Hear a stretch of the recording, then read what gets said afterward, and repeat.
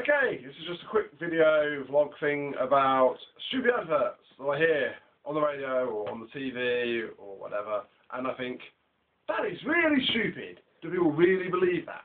And kind of wonder, yeah, probably people do, don't they? But anyway, this is basically them. This is the three I've heard this week. I'm not going to do this as a continual thing, but it's just three that come to mind. First one is the fairy dishwasher tablets that remove hidden grease. All your money back. Okay. So it's grease in your dishwasher and it's hidden. Now, presumably hidden means you don't know it's there and you can't find it. You use the fairy dishwasher tablets or liquid. I don't know. It was a TV advert. I only saw the subtitles, right? And it removes this hidden grease that you can't find. All your money back. So it's hidden grease that you can't find. So how do you prove it hasn't been removed? Or if you do find the grease, you say, oh, this hasn't been removed. Well, it's not hidden grease. You found it. Yeah. I mean, seriously, how does this work? How can you ever get your money back? Surely you can't. Surely this is just a con to trick idiots. Which is fair enough. We have got a population of 60 million. There's bound to be a large number of idiots out there who will buy into this. Which comes on to my second stupid advert. And this was a radio advert. I only heard it. British gas engineer is the advert basically. Wouldn't it be nice to know that if your boiler broke down, there would be someone to come around and fix it for you? Blah blah blah. So apparently a boiler breaks down in the UK or Great Britain, I'm not sure which one it was now, every 15 seconds. Every 15 seconds a boiler breaks down. Now I'm sure they're averaging this, but still. That means that there's 5,760 boilers breaking down every single day. And over 2 million a year. 2,102,400 to be precise. But, so just over 2 million. 60 million people in the UK, and 2 million boilers every single year breaking down, right? Now, I'm going to be, you know, quite generous and guesstimate that I remember everything from the age of 5. So I've got 30 years of memory. And I have never suffered from a broken boiler. Never. And I've never worked anywhere that's had a broken boiler. And I've never been around someone's house at a time when they've had a broken boiler. In 30 years. When there are 2 million breaking down every single year. Now that must mean one of three things. One, I am just the luckiest person with boilers ever. Two, I'm just really an observant and I go to my house and it's freezing and I don't even think to ask why it's bloody freezing, or they're kind of lying and exaggerating the facts here. I'm going to go with the latter. But again, we go back to the stupid people. And the final one I see and I hear every day on adverts, so often for foods, is the slow release energy of complex carbohydrates. Now,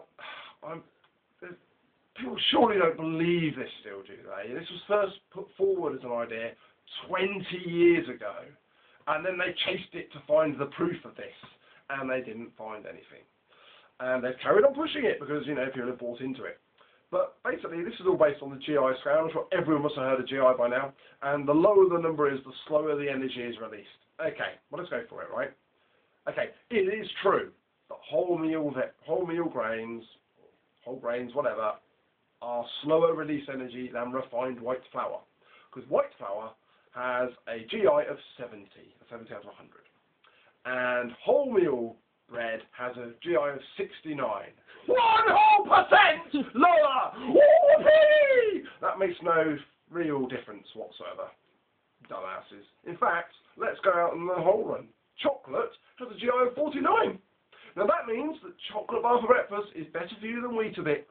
Going by the GI's argument, which is what they're going by, chocolate is literally better for you for breakfast than Weetabix. And cornflakes is 84. 84! Sugar is only 60, which means that slow-release Weetabix at 69 is worse for you, is a faster releasing energy than just eating a bowl of sugar. Is that something you would do to lose weight? Well, probably actually. I do know really stupid people.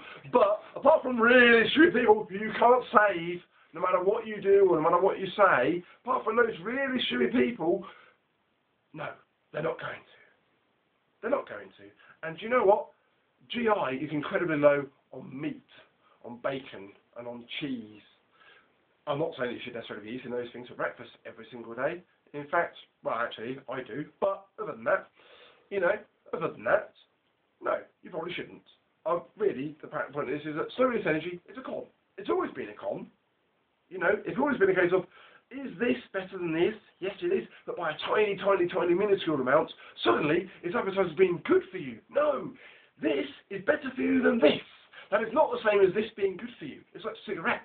Here's a high-tar packet of cigarettes, and here's a low-tar packet of cigarettes. Low-tar cigarettes do not protect you from lung cancer. They just cause lung cancer less than this higher-tar cigarette. I hope that people understand that. That's it really, and I have another answer another time, but that will not be today because it's a bit late. Bye!